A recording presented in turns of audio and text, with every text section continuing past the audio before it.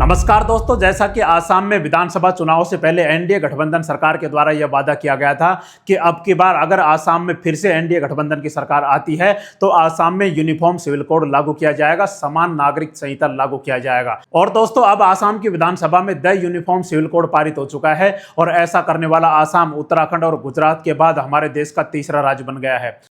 माननीय अध्यक्ष महोदय, मैं प्रस्ताव उत्थापन करूँ जे the uniform civil code Assam bill 2026 कन पारितकৰণৰ বাবে लोआ होक। दोस्तों, अगर हमारे देश में सबसे प्रमुख खबरों की अगर हम बात करें तो जैसे ही बंगाल में बीजेपी शासित सरकार आती है तो सबसे पहले वहां पर बहुत खतरनाक कदम उठाए जाते हैं बांग्लादेशी घुसपैठियों को लेकर और साथ ही सीमा पर बाड़ाबंदी को लेकर, जिसकी वजह से हमारे देश की बीएसएफ और साथ ही बांग्लादेश की जो बॉर्डर गार्ड सेना है उनके बीच में तनातनी मची हुई है। दूसरी अगर खबरों की अगर हम बात करें तो आसाम में यूसीसी बिल पास होते, uniform civil code bill pass होती, यह सबसे बड़ा खबरों का मुद्दा बना हुआ है। अब दोस्तों, आसाम में जैसे ही uniform civil code bill pass होता है और यह यूसीसी लागू होता है तो इसका आसाम पर क्या असर देखने को मिलेगा और वहां की जनता पर क्या असर देखने को मिलेगा। सबसे पहले अगर हम बात करें तो सबके लिए एक कानून की व्यवस्था वहां पर होने वाली है।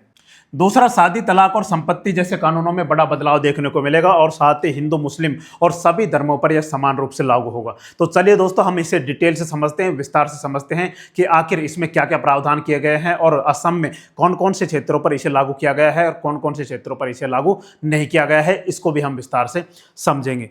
दोस्तों, सबसे पहले अगर हम देखें तो इसका जो असर देखने को मिलेगा वो सबसे पहले हमें देखने को मिलेगा विवाह और तलाक जैसे कानूनों पर देखने को मिलेगा। अब बहुविवाह की प्रथा खत्म हो जाएगी। जैसे इस्लाम को मानने वाले लोगों में क्या होता है, एक से ज़्यादा विवाह देखने को हमें मिलते हैं, 4-4, 5-5 शादियाँ देखने को मिलते हैं और उनमें बहुत सारे बच्चे भी हमें देखने को मिलते हैं। तो वो क्या हो जाएगा, वो खत्म हो जाएगा। बिल्कुल बहुविवाह प्रथा पूर्ण रूप से खत्म हो जाएगी। अगर बहुविवाह किया गया, एक से अधिक विवाह किया गया तो उस पर क्या होगा, उस पर 7 साल, भारतीय न्याय संहिता के अनुसार 7 साल की जेल का प्रावधान इसमें किया गया है। दूसरा, विवाह की न्यूनतम आयु 21 वर्ष और 18 वर्ष रखी गई है, जो पहले भी थी। और साथ ही बाल विवाह या बिना वैध सहमति के की गई शादी पर 2 साल की जेल हो सकती है। अगर आपकी महिला की उम्र 18 साल और पुरुष की उम्र 21 साल से अगर कम है तो अगर इस तरीके की शादी की जाती है तो आपको 2 साल की जेल हो सकती है। और साथ ही अगर आपने बिना सहमति की शादी करने की कोशिश की या फिर किसी के ऊपर दबाव डालकर जबरदस्ती शादी करने की कोशिश की तो भी आपके ऊपर यह नियम लागू होगा और आपको 2 साल की जेल हो सकती है। अब दोस्तों, आगे हम समझते हैं मुस्लिम मैरिज एक्ट। अब इसको बिल्कुल निरस्त कर दिया गया है। यह कानून पुराने असम मुस्लिम विवाह एवं तलाक अनिवार्य पंजीकरण अधिनियम 2024 को पूरी तरह खत्म कर देगा। जैसे मुसलमानों का अलग से कानून था 2024 में, 1935 का कानून था, उसको 2024 में संशोधित किया गया था। हालांकि हम इसके बारे में अलग से डिटेल से चर्चा करेंगे, लेकिन अभी हम इतना समझ लेते हैं कि 1935 में एक कानून बनाया गया था मुसलमानों के लिए अलग से, उसके बाद इसे 2024 में संशोधित किया गया। अब इन दोनों ही कानूनों को निरस्त कर दिया गया है और सभी किसी के अंतर्गत आ गए हैं, यूनिफॉर्म सिविल कोड समान नागरिक संहिता के अंतर्गत आ गए हैं। अब दोस्तों, अनिवार्य पंजीकरण। अगर आपने शादी की है या तलाक लिया है तो आपको क्या करना पड़ेगा, 2 महीने के भीतर आपको रजिस्ट्रेशन करवाना पड़ेगा। या तो आपने शादी की है तो उसका भी रजिस्ट्रेशन करवाना पड़ेगा, शादी प्रमाण पत्र बनवाना पड़ेगा। अगर आपने तलाक लिया है तो उसका भी रजिस्ट्रेशन करवाना पड़ेगा, ऐसा इसमें कहा गया है। अगर आपने ऐसा नहीं किया गया तो आपके ऊपर 10,000 रुपए का जुर्माना भरना पड़ सकता है। 10,000 रुपए का जुर्माना आपके ऊपर लगाया जा सकता है। और अगर हम इसमें बात करें तो धोखे से शादी पर सख्त सजा का प्रावधान इसमें किया गया है। जैसे पहचान छुपाकर, अगर आपने पहचान छुपाकर किसी से शादी की है, अभी हमें काफ़ी देखने को मिल रहा है कि जैसे कुछ भगोड़ी दुल्हनें होती हैं वो बिना पहचान छुपाकर शादी कर लेती है और साथ ही जब ससुराल आती है तो सारे गहने लेकर फरार हो जाती है। ऐसे केस काफ़ी देखने को मिले थे। अगर आप उसमें पकड़ में आते हैं तो आपके ऊपर क्या किया जाएगा, जैसे पहचान छुपाकर या जबरदस्ती या डरा धमकाकर शादी करने पर 7 साल की जेल और जुर्माने का प्रावधान किया गया है। आपको 7 साल की जेल हो सकती है और साथ ही आपके ऊपर भारी जुर्माना भी लगाया जा सकता है। ऐसा यूसीसी में लागू किया गया है, यूसीसी में ऐसा प्रावधान किया गया है। अब दोस्तों, दूसरे हम कड़े नियमों की अगर हम बात करें तो लिव इन रिलेशनशिप में, जो लोग लिव इन रिलेशनशिप में रहते हैं, शादी नहीं करते हैं, उनके लिए भी शादी के जैसे ही प्रावधान इसमें कर दिए गए हैं। जैसे अगर हम बात करें अनिवार्य रजिस्ट्रेशन, अगर आप लिव इन रिलेशनशिप में रहते हैं तो 1 महीने के भीतर 1 महीने से अगर ज़्यादा हो गया तो आपको दंड भरना पड़ेगा। 1 महीने के भीतर आपको रजिस्ट्रार के पास जाकर क्या करना पड़ेगा, आपको रजिस्टर करवाना पड़ेगा कि मैं लिव इन रिलेशनशिप में रह रहा हूँ। ऐसा प्रावधान किया गया है। लिव इन रिलेशनशिप में रहने वाले जोड़ों को समन शुरू होने से 1 महीने के भीतर इसका सरकारी पंजीकरण कराना होगा। रजिस्ट्रेशन न कराने पर आपको जेल भी हो सकती है। यदि कोई कपल 1 महीने के भीतर पंजीकरण नहीं कराता है तो क्या होगा, उन्हें 3 महीने तक की जेल या 10,000 रुपए का जुर्माना दोनों हो सकता है। क्या हो सकता है, उन्हें 3 महीने की जेल हो सकती है या फिर 10,000 रुपए का जुर्माना भी भरना पड़ सकता है। अब दोस्तों जैसे ही अगर हम रिलेशनशिप में रहते हैं तो रजिस्ट्रार के पास रजिस्टर करवाने जाएंगे कि हम रिलेशनशिप में रह रहे हैं, तो उसमें आपको रजिस्ट्रार क्या करेगा, पूरी छानबीन करेगा कि जबरदस्ती तो लिव इन रिलेशनशिप में नहीं रखा जा रहा है, या कोई दबाव तो नहीं है, या फिर किसी के कहने पर ऐसा तो नहीं किया जा रहा है, या फिर क्या हो, गलत जानकारी देने पर भी आपके ऊपर सख्त कार्रवाई की जा सकती है। जैसे लिव इन रजिस्ट्रेशन के दौरान झूठे तथ्य देने या जानकारी छुपाने पर 3 महीने की जेल और 25,000 रुपए के दंड का प्रावधान किया गया है। अगर आप लिव इन रिलेशनशिप पर रह रहे हैं, अगर आपने गलत जानकारी सरकार को दी तो आपके ऊपर भारी जुर्माना और जेल भी आपको हो सकती है। तो लिव इन रिलेशनशिप में भी काफी कठोर प्रतिबंध लगाया गया है। साथ ही अगर हम देखें लिव इन रिलेशनशिप में और क्या क्या किया गया है, मान लो लिव इन रिलेशनशिप में रजिस्ट्रेशन अनिवार्य है, 1 महीने के भीतर भीतर सख्त जांच होगी। इस बात की जांच करेगा रजिस्ट्रार कि दोनों में से कोई पहले से शादीशुदा तो नहीं है, नाबालिग तो नहीं है और रिश्ते के लिए किसी पर दबाव तो नहीं बनाया गया है। ऐसा रजिस्ट्रार के द्वारा जांच किया जाएगा। उसके बाद ही आपको अनुमति दी जाएगी लिव इन रिलेशनशिप में रहने की। बच्चों को कानूनी मान्यता मिलेगी। जैसे शादी के बाद बच्चों को कानूनी मान्यता मिल जाती है कि माता पिता की संपत्ति पर बच्चों का अधिकार हो जाता है, और जैसे शादी के बाद बच्चे वैध बच्चे माने जाते हैं, उसी तरीके से लिव इन रिलेशनशिप में क्या है, लिव इन रिलेशनशिप में पैदा होने वाले बच्चे पूरी तरीके से वैध माने जाएंगे। ऐसा नहीं है कि जैसे शादी नहीं की, रिलेशनशिप में तो शादी होती नहीं है, तो शादी नहीं की तो बच्चे को वैध नहीं माना जाएगा, अवैध माना जाएगा। ऐसा बिल्कुल खत्म कर दिया गया है। अगर आप लिव इन रिलेशनशिप में रहते हैं तो आपके बच्चों को वैध बच्चा माना जाएगा। अब हम आगे समझते हैं, भरण पोषण का अधिकार हो जाएगा। अगर पुरुष पार्टनर महिला को छोड़ देता है, पुरुष पार्टनर अगर लिव इन रिलेशनशिप में महिला को छोड़ देता है तो महिला अदालत के जरिए गुजारा भत्ता मांग सकती है, जैसा शादीशुदा में होता है। अगर पुरुष महिला को छोड़ देता है तो महिला कहाँ जाती है, अदालत जाती है और गुजारा भत्ता मांग सकती है। पति से गुजारा भत्ता मांगने का अधिकार है। उसी तरीके से लिव इन रिलेशनशिप में भी कर दिया गया है। जैसा कि एक विवाहित पत्नी को अधिकार होता है कि अदालत के जरिए गुजारा भत्ता वो मांग सकती है, ऐसा इस यूनिफॉर्म सिविल कोड में प्रावधान किया गया है लिव इन रिलेशनशिप को लेकर।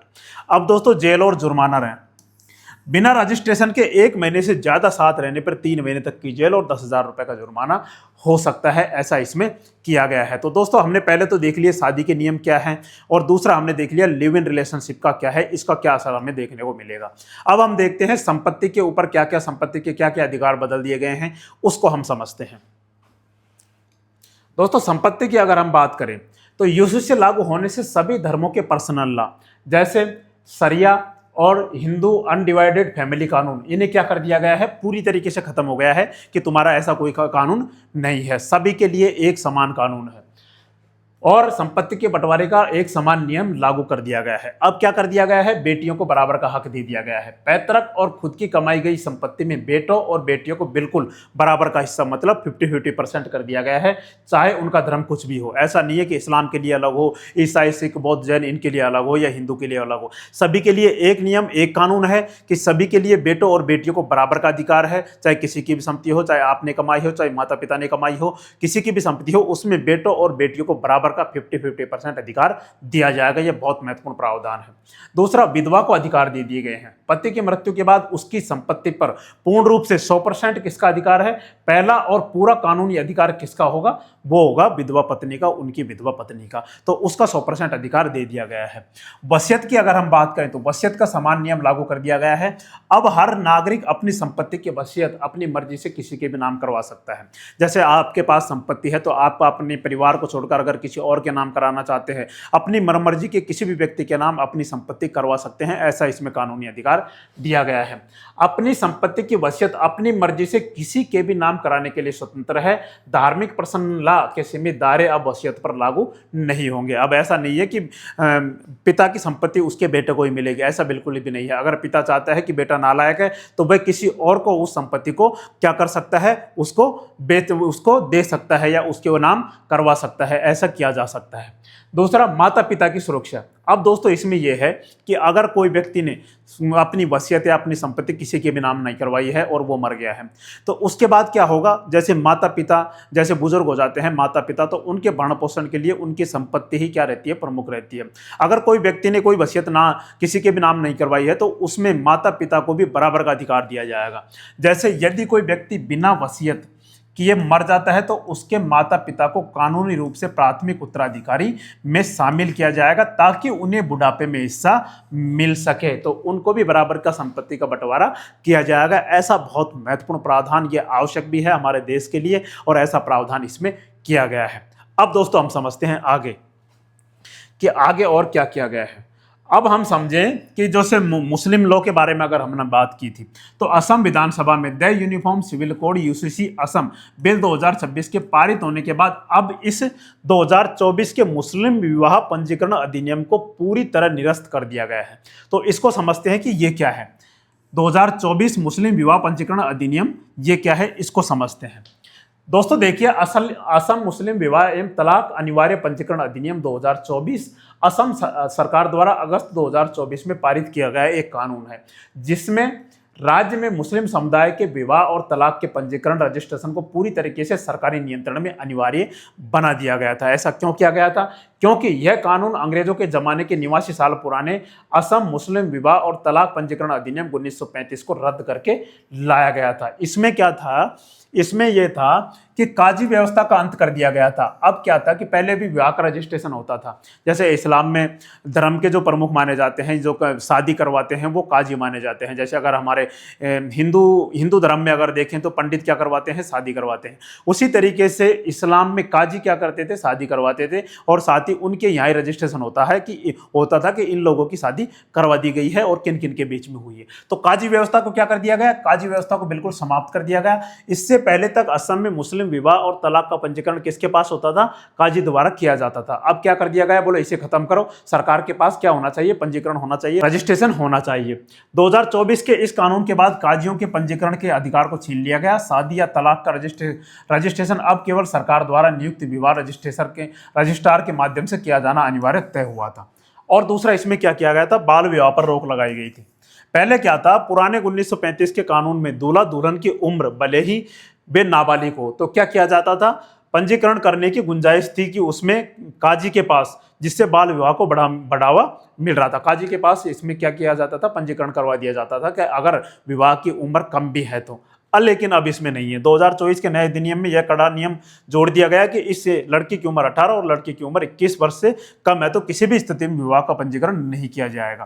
पहला तो इसमें क्या किया गया? पहला तो इसमें काजी व्यवस्था को समाप्त कर दिया गया इस अधिनियम 2024 के तहत। दूसरा, बाल विवाह पर प्रतिबंध लगा दिया गया कि कोई भी बाल विवाह नहीं करेगा। अगर ऐसा किया जाता है तो कठोर कार्यवाही की जाएगी। अब दोस्तों इसमें एक और यह था कि निकाह पद्धति पर कोई रोक नहीं थी। निकाह पद्धति में तो यह था कि जैसे मुस्लिम अगर प्राचीनतम तरीके से विवाह करना चाहते हैं, काजी के पास विवाह करवाते हैं तो कोई दिक्कत नहीं है, वो अपनी परंपरा के अनुसार कर सकते हैं। लेकिन विवाह का रजिस्ट्रेशन कहाँ करवाना होगा? गवर्नमेंट के पास करवाना होगा, रजिस्ट्रार के पास करवाना होगा। असम सरकार ने स्पष्ट किया था कि यह कानून मुस्लिमों के धार्मिक रीति रिवाज और निकाह आदि में कोई हस्तक्षेप नहीं करता है। निकाह पारंपरिक तरीके से ही होगा, लेकिन विवाह संपन्न होने के बाद उसका कानूनी रिकॉर्ड सरकार के पास दर्ज करवाना अनिवार्य है। तो ऐसा इसमें किया गया था 2024 में। अब इसको भी खत्म कर दिया गया। अब तो सभी धर्मों के लिए एक कानून लागू कर दिया गया जिसे ही समान नागरिक संहिता, सभी नागरिकों के लिए एक कानून की व्यवस्था कहते हैं। अब दोस्तों हम समझते हैं कि आसाम में, क्या पूरे आसाम में समान रूप से लागू किया गया है समान नागरिक संहिता, यूनिफॉर्म सिविल कोड? क्या सभी के ऊपर लागू किया गया है या फिर कुछ हिस्सों को छोड़ दिया गया है? उसको हम समझते हैं। क्योंकि असम में अभी जो लागू किया गया है वो सभी पर लागू नहीं किया गया है, पूरे आसाम में लागू नहीं किया गया है। इसमें कुछ लोगों को या कुछ समुदायों को छोड़ दिया गया है। जैसे अगर हम बात करें तो जैसे हम बात करें कि असम में जो भी आदिवासी हैं, आदिवासी समुदाय के लोग हैं, जो वहाँ के प्राचीनतम मूल आदिवासी हैं, जो एसटी कैटेगरी में आते हैं, शेड्यूल ट्राइब कैटेगरी में आते हैं, उन्हें छोड़ दिया गया है। जैसे प्लेन्स एरिया के एसटी है, जो मैदानी इलाकों में जो एसटी समुदाय के लोग रहते हैं, या फिर पहाड़ी इलाकों में जो एसटी समुदाय के लोग रहते हैं, उनको छोड़ दिया गया है। उनको छोड़ने के पीछे सरकार ने तथ्य भी दिए हैं। तथ्य ये दिए हैं कि सांस्कृतिक सुरक्षा, जनजातीय समूह को उनके पारंपरिक रीति रिवाजों, विश्वासों और सांस्कृतिक पहचान को सुरक्षित रखने के लिए इसे कानून के दायरे से छूट दी गई है, क्योंकि आदिवासी समुदाय अपने तौर तरीके और अपने पारंपरिक जीवन से जीवन यापन करता है। उनकी विवाह पद्धति अलग है, उनके तौर तरीके अलग हैं, उनका रहन सहन खान पान सब कुछ अलग है। वो अपनी सभ्यता और संस्कृति को बनाकर रखकर चल रहे हैं। अगर हम उनके साथ ऐसा करेंगे तो वो क्या करेंगे, अपनी जो मूल जो संस्कृति है या सभ्यता है उससे दूर हट जाएंगे, जिसकी वजह से क्या किया गया है, इनके ऊपर जनजातीय समूह को ऊपर इनके ऊपर यूसीसी लागू नहीं किया गया है, समान नागरिक संहिता लागू नहीं किया गया है। इस छूट के कारण उन समुदायों के विवाह, तलाक और संपत्ति के अधिकार जैसे व्यक्तिगत मामले अभी भी उनकी पारंपरिक व्यवस्था के अनुसार ही संचालित होंगे। तो ऐसा किया गया है कि जो भी एसटी कैटेगरी के अंतर्गत आसाम में आता है, चाहे प्लेन्स एरिया में रहने वाले एसटी समुदाय के लोग हों, चाहे हिल्स एरिया में रहने वाले एसटी समुदाय के लोग हों, उनके लिए इसमें छूट दी गई है। बाकी दोस्तों, आपको क्या लगता है, यूसीसी लागू होने से समाज पर क्या प्रभाव पड़ेगा? क्या इसे लागू करना सही है या गलत है? आप एक बार कमेंट करके जरूर बताएं। और हमारी जानकारी आपको अच्छी लगी हो तो हमारे चैनल को लाइक एंड सब्सक्राइब जरूर करें। जय हिंद, जय भारत।